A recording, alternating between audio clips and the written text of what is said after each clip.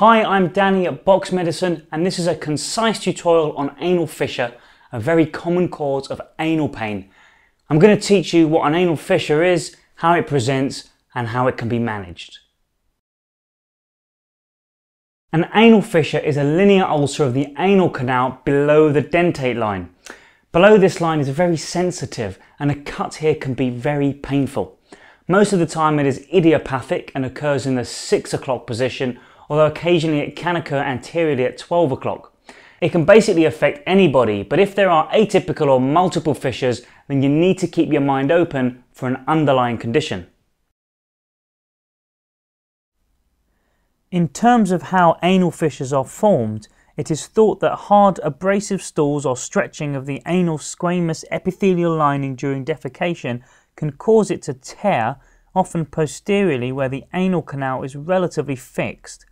Once a painful fissure has formed, the anal canal goes into spasm, and this spasm, together with a relatively poor blood supply, means that anal fissures may persist rather than heal spontaneously. And since they can be very painful with defecation, patients can end up constipated.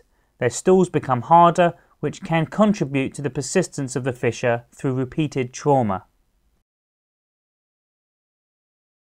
Anal fissure tends to present with fresh rectal bleeding and/or anal pain.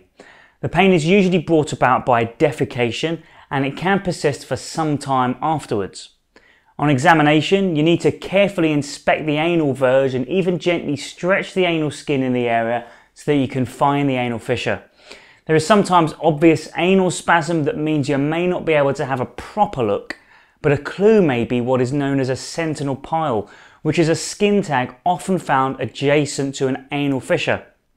If your patient has an anal fissure, then don't attempt digitation as it may cause extreme pain and your patient will not thank you for it.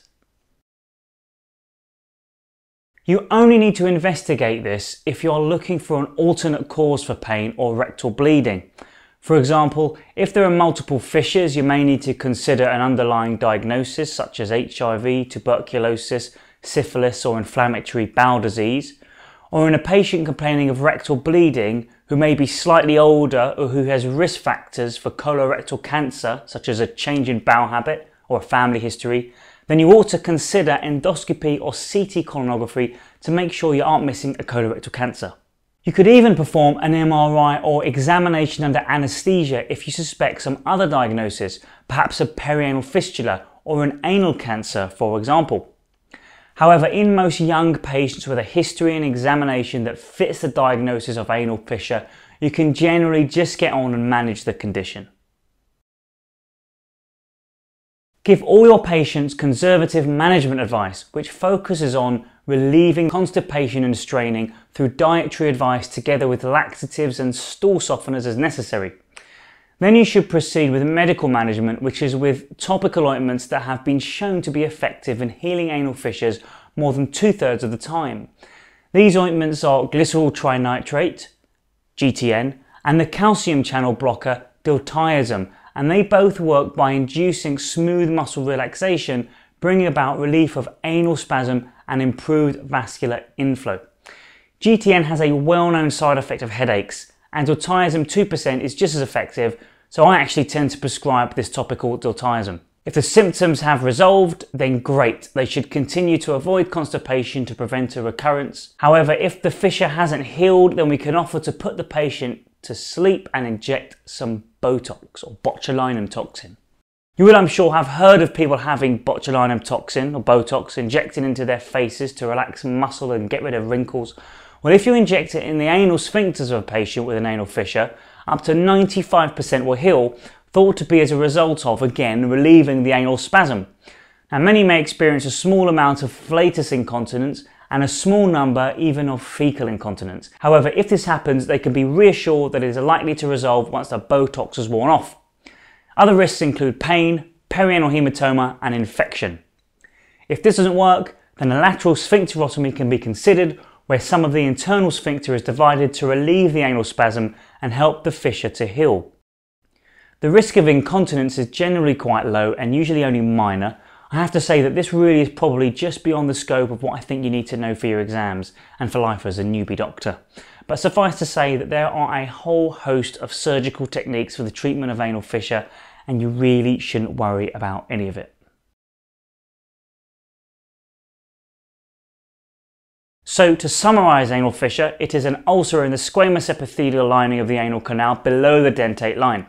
It is thought to develop in response to straining and stretching of the anoderm and the passing of abrasive stools. It causes pain and anal spasm, and ischemia makes it difficult to heal. The history is typically of painful defecation and or fresh rectal bleeding. Typical fissures are idiopathic and usually occur in the posterior midline, but occasionally occur anteriorly at 12 o'clock. If it's been there a while, you might see a sentinel pile, which is an adjacent skin tag. Consider specific causes if the fissure is atypical. Investigate rectal bleeding if you need more certainty that you're not missing a more proximal cause of bleeding. Treatment of anal fissure consists of dietary advice to avoid constipation and straining, perhaps with some stool softeners together with an ointment such as 0.2% GTN or 2% diltiazem. If that doesn't work, then the patient can undergo examination under anaesthesia and injection of Botox. And if that doesn't work, then he gets a bit more specialist, and one of the procedures that might be considered is a lateral sphincterotomy. And beyond this, I really wouldn't worry about it. That's anal fissure, a very brief video for a very common condition. I'm Danny, and this was a box medicine tutorial. Bye bye.